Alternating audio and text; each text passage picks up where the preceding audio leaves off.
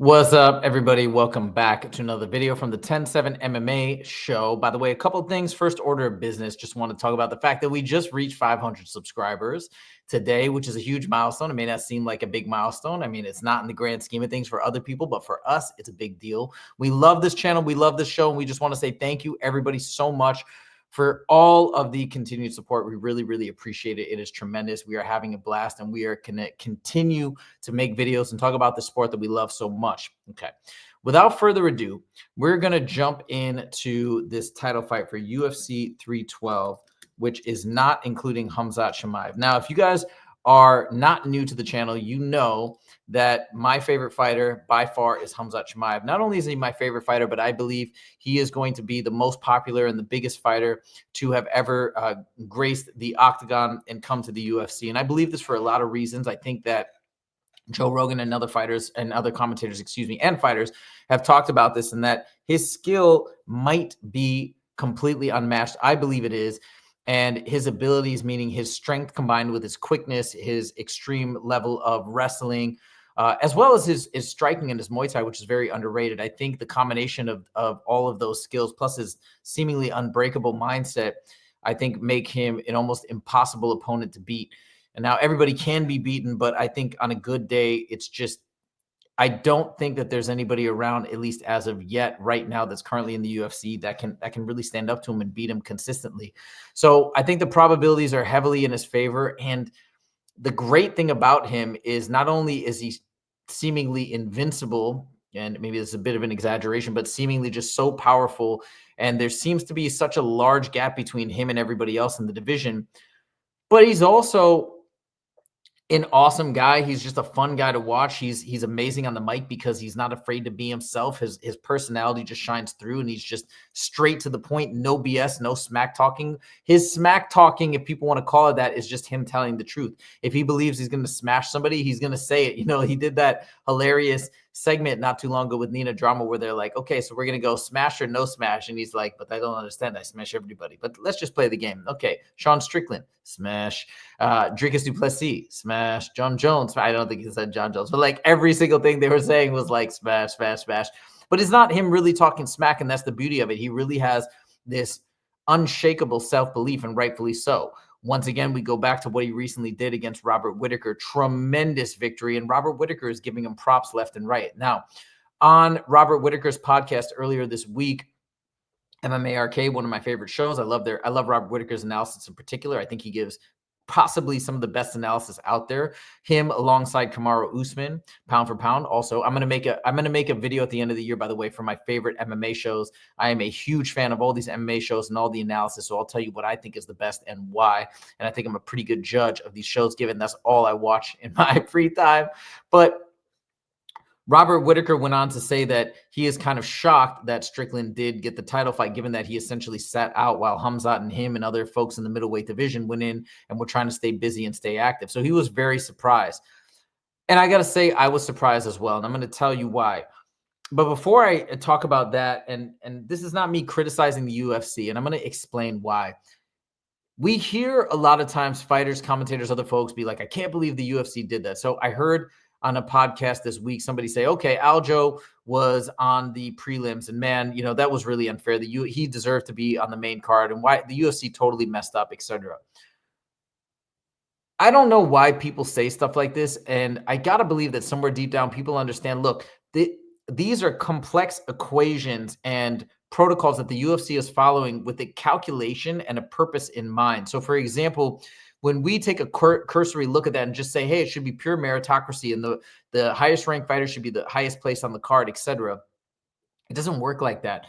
And we probably don't, we can glean maybe some of the complexities, but not fully, because they have a vision 5 years down the line, 10 years down the line, 15 years down the line, 20 years down the line of how they want to promote the sport and build the sport and continue to promote these fighters in unique and dynamic ways that not only helps the fighters now, but the fighters of tomorrow. At least that's what I believe, and the organization of tomorrow as well.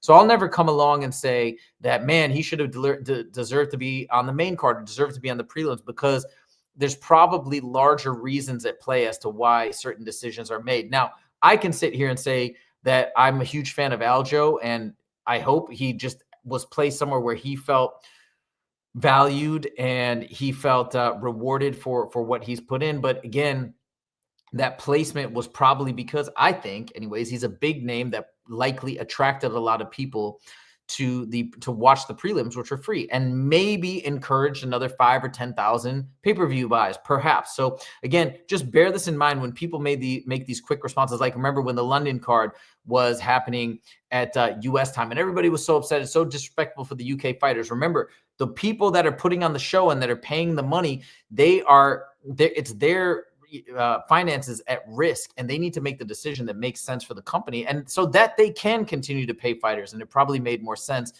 in terms of pay-per-view buys to have it set at American time, because that's where they get the most sales. So just wanted to throw that out there. Now, bringing that back to my point right now, why did they make Sean Strickland in the rematch versus Dricus du Plessis? Because is it as exciting or even as deserving of a fight if we want to go the meritocracy route? I would say no, fervently on the first account, and probably no on the second account, and I'll tell you why. Now, I say probably no on the second account, meaning was Khamzat more deserving? It's a little iffy. And but again, what does that really have to do with anything? But I say it's a little iffy because Sean Strickland's a former champ. He's done the work. He had a great victory recently. He's coming off a win. He had a very close fight against Dricus. There's a lot of reasons why you could argue that this makes perfect sense to have Sean Strickland go in and have the rematch. Now, is it as exciting of a fight? Absolutely not. And this is no slander against Sean Strickland and his fighting style. This is just simply that when we had a close fight, that was great, but it did go to a decision. It had an amazing finish, right? The end was pretty exciting. They both gave it their all, left everything out on the table, and it was a fun finish, and it was a close fight. And I know Sean believed he won along with a lot of other folks, but it is what it is. It went the way it went. But at the end of the day, we're now having a rematch of something we just saw previously. And now we contrast that with bringing up, in my opinion, the most exciting fighter in the history of the UFC, bringing him up finally to get a title shot when he nearly got a title. He was on the cusp of getting a title shot 4 years ago, but due to illness and all these setbacks, he never got it. And Khamzat has now fought back from many, many doctors, as he said in a recent interview. I made a video about it. Many doctors told him his fighting career is probably over. He's never going to fight again. He retired at one point on social media, and then was brought back by family and his support system and said, "No, you cannot retire. You must continue to try and recover and train." And which he did, and I'm so glad he did, because he came back and then had an amazing win against Kamaru Usman, and then went out and completely dominated Robert Whittaker, one of the greatest middleweights in the division right now. So, of course, I was freaking out that they were finally going to make this fight, and he was finally going to get his shot, and we could finally see Khamzat's true potential unfold before our eyes, even though we have already seen many glimpses of it. So why did this not happen? Now, of course, the first theories are, since this is happening in Australia, that perhaps, once again, these visa issues that people are theorizing about may have prevented him from coming to this fight. I actually don't think that's what it is. I heard Robert Whittaker talk about on the MMA Arcade show that Khamzat is actually going to be in Australia. I think he has some sort of an Australia tour plan, and he's going to be there during the fight. I think he's going to be cage side watching the fight. I imagine he's going to go in and challenge the winner and all that.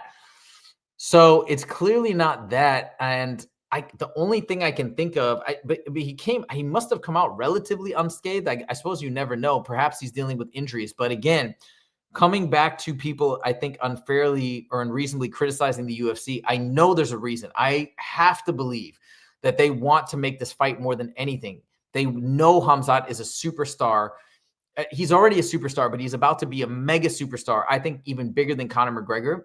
I think they obviously know this and they want this, but for whatever reason, it's probably a combination of timing, maybe of recovery, maybe of a suspension. I don't know, but for whatever reason, they're not able to make this fight. Now, there's also another argument that by having this rematch of Sean Strickland versus Dricus, maybe there's a chance they feel, maybe, I'm just theorizing, that if Sean wins, there's going to be a lot of heat behind Sean and Khamzat, since they train together and since Sean has been going off on Khamzat Chimaev recently on social media. So perhaps that's an option that they're playing with. Another option I'm thinking is maybe they do want to have it in a different location when he makes his debut, not Australia, but where Khamzat is massively popular either in the UAE or in Saudi. That's a possibility too. So it is also possible now we have people like Turki Turki Al Sheikh coming in and wanting these mega fights. Maybe he's vying to get that fight, Khamzat's challenge, in Saudi, in Riyadh. This is my theory, just an idea, in the summer. And so they're teeing that up. And of course, he's got almost unlimited amounts of money to put behind that fight if they do host it in Saudi. So this is what I'm thinking. We'll see. And why not? You know, they have that fight. I believe it's going to take place in February, and then we do it in the Middle East in the summer. I actually think Khamzat has gotten over his health issues, so I don't think it's anything like that. But I think that's what it is. I think maybe the buildup will create even more hype. He's going to go into the octagon, challenge the winner, and then they're going to set that up for the Middle East somewhere in maybe May or June. And holy smokes, I don't know. To me, I don't know what everybody else thinks, but that's going to be the biggest fight of my entire time as a UFC fan. I will be beyond excited for that fight, and let's just hope it happens. Let's hope there's no hiccups and no injuries and no nothing like that. So this is it, ladies and gentlemen. Even though we may be very disappointed that Khamzat was not the next opponent named for Dricus to challenge for the middleweight title, I think the UFC has a bigger plan at play, and I think they support and recognize Khamzat as the one of the most skilled fighters and maybe the most skilled ever. And they're going to give it to him. And it's going to come together, in my opinion, beautifully, because I think they know that they have the ultimate lottery ticket in Khamzat Chimaev. So that's all I got. Let me know what you guys think. Were you also disappointed? Were you also bummed? Or can you also see maybe a larger narrative unfolding to maybe be one of the greatest selling pay-per-views of all time? Or maybe I'm totally lost my mind and I'm just overhyping this up, but I don't think so. I really think we're about to see a new era in mixed martial arts, especially in the middleweight division, but maybe then he's going to move up to light heavyweight and eventually heavyweight to claim that triple title as I predicted about 6-7 months ago. So let's see. Let me know what you guys think in the comments. Make sure to click that like button if you did like this video, and click subscribe if you want to see more from the 10-7 MMA show. We do our weekly show with Justin Guitar Hero James, professional fighter, every Monday and Friday. Thank you guys so much for joining, and we'll see you in the next video. Take it easy.